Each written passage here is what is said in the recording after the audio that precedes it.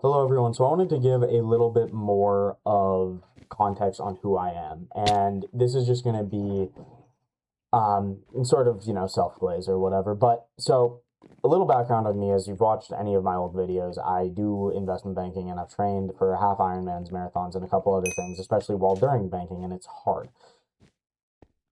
A lot of questions I get asked are a follow-up of how do you have the discipline to do this? And that question is the wrong way and took me a while to understand. It wasn't discipline. Discipline is what you need to do if something for something you didn't have a reason to do. This is something I had a reason for. The training wasn't a feat of willpower stacked on top of a brutal job. It was a hedge against what the job was quietly doing to me. The reframe from discipline to hedge or discipline to like, hey, I'm going to be consistent changes everything about why you do something hard outside of a demanding job and whether it's sustainable. Let me explain what I was actually hedging against because most people will never really understand. So, a demanding job, entrepreneurship, banking, consulting, private equity, etc., degrades you in a specific way, and most of them are invisible until you're just too far gone. The first one is obvious. It's physical. You're sedentary for 14 hours, sleep deprived, marinating in stress hormones, eating whatever's fastest at a desk. Your body atrophies silently while you're too busy to notice.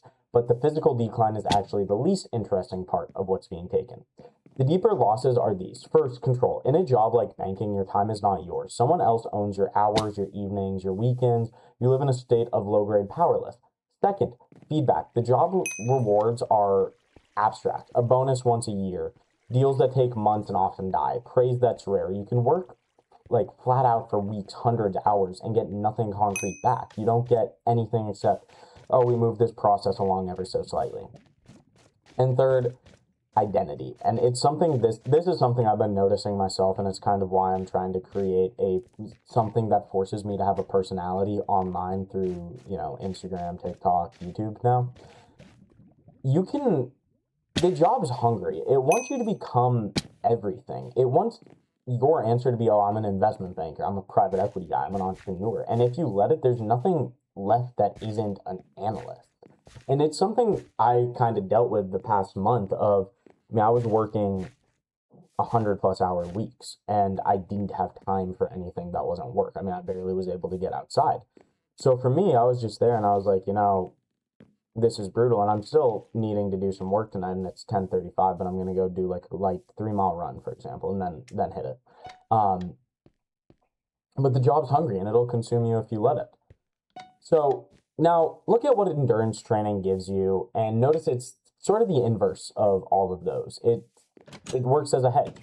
Control. The training domain is completely yours. Nobody can take your morning swim or reassign your long run. In a life where your time's owned by others, if you can carve out spaces that you govern, that single act of ownership counterbalances the powerlessness felt else. Feedback. Training gives you concrete, earned, almost daily proof of progress. You ran further, you went faster. The thing that was hard last month is easier now. After, a day of abstract delays or often non-rewarding work at all, you get something real and immediate that you can see. And identity. A demanding job outside or a demanding pursuit outside of the job keeps a part of you that the job doesn't own. When someone asks who you are, the answer isn't only analyst. It's, oh, the person also training for this. That protected my identity for, the first year of my career. And it's what kept the job from consuming me. So people ask why an event, why go to an actual gym? And sometimes, the answer is structural and it's a little funny. I use the job's own mechanics against it. Banking made me reliable by giving me a hard external deadlines. I couldn't move. So I gave myself one outside of work. A race on the calendar is a fixed commitment with a date that doesn't care how your week went. It forces consistency in the same way a deal deadline does. And I already knew I responded to deadlines because the job has trained me to, unfortunately. A vague intention to stay fit gets crushed by a demanding job. And, a brutal intention of become Ironman ready is also crushed by this job. So you have to, for me, it was shoot for the stars and I still land around in that range instead of, shoot for the grass and I end in the dirt. A registered race with training plan is a counter system. It's structured at a stakes, it has a clock, it can hold ground against the job because it's built like the job. you're going to hedge against a system that consumes everything, your system has to be structured similarly to it. And here's the part that connects to how I think about it. Your health is an asset, but unlike every other asset, it has no exit and no replacement. You can lose money and rebuild it. You can lose a job and get another. You cannot trade a body you spent in your 20s degrading for a fresh one. It's the one holding everything else together and back to you, the one that you can't buy back. Spending it down for a bonus is one of the worst trades available, and the job will happily let you. It's slowly, without ever presenting you the bill, until it's due. So training time isn't taken away from work. It's protecting the underlying asset that makes work and everything else possible. And I mean, it's honest about the cost. It means guarding sleep when I wanted to collapse, cutting into things I'd rather have kept. And yes, there were weeks the job won, the plan broke. It's not free, it's deliberate and allocated, but it's an allocation towards the one asset I can't replace, which makes it one of the highest returning things I can do. Now, again, work-life balance is the worst possible thing to ever think about, and I see it a lot with a lot of different people. Balance implies a trade-off, that every hour on the hard thing outside of work is another stolen hour from work, and you just kind of split the difference. That's not what's happening. And when you look at work-life balance as a trade-off, it's incorrect. Balance is something that you have to maintain over a long period of time. And yes, in order to achieve balance, there are sacrifices, but that's not what's happening. The training didn't make me less committed to the job. It made me more durable. It made me resilient, more clear-headed, less prone to burnout. And that takes high performers and eats them. People don't burn out because they work hard. They burn out because the work consumes a specific thing that recharges them. Control, real feedback, and identity of their own in a healthy body. Until there's nothing left to draw on. The hedge isn't anti-work. It's things that make sustained hard work survivable. It's selfish in exactly the right way. You protect yourself so you can keep going instead of running yourself into the ground and calling it dedication. So no, it wasn't discipline, and it definitely wasn't balance, because believe me, I'm the least balanced person in the world right now. A structured, deliberate counterweight to the specific thing a demanding job quietly takes from you, your sense of control, your need for real progress, your identity, and your body. The race and everything else is just a mechanism, that you have a hedge on.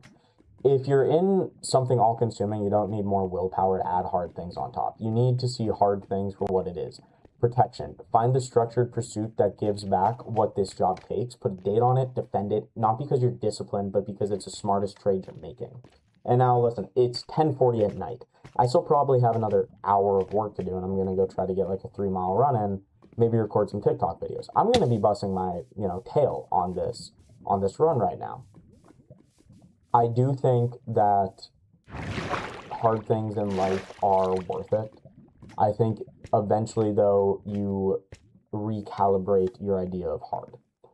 For a long time, for myself, I thought that hard meant, just show up and work a million hours. But sometimes I'm now realizing that hard's putting myself in positions that make me uncomfortable, be it posting online, be it whatever. It's difficult, it's hard, and it's not fun. It's pretty terrible. But it's also unrewarding because you don't know where this is going. And to be very honest and intimate here, I have zero idea what the next 2 days of my life hold, and I have zero idea what tonight holds. But I know tonight I might post a video on TikTok. I'm going to schedule these to post tomorrow, and I'm going to go to bed, and then I'm going to wake up, and I'm going to do it all again tomorrow. And, I'm trying to take this year seriously because I have a good feeling about what will happen if I do. And I don't plan on, being a YouTuber, being a TikToker, or whatever, but I look back on a lot of things, and I realize I need to get my life in order. And I think in order to get my life in order, I need to make changes. Yeah. So, anyways, that was a little too intimate. Maybe every once in a while, depending on how this, little stint of mine goes, I'm going to be just kind of doing this a little bit more of a little more intimate talks about myself. And, who knows? I have enough content to last a lifetime. But yeah, like, comment, and subscribe, and I will see you all in the next episode.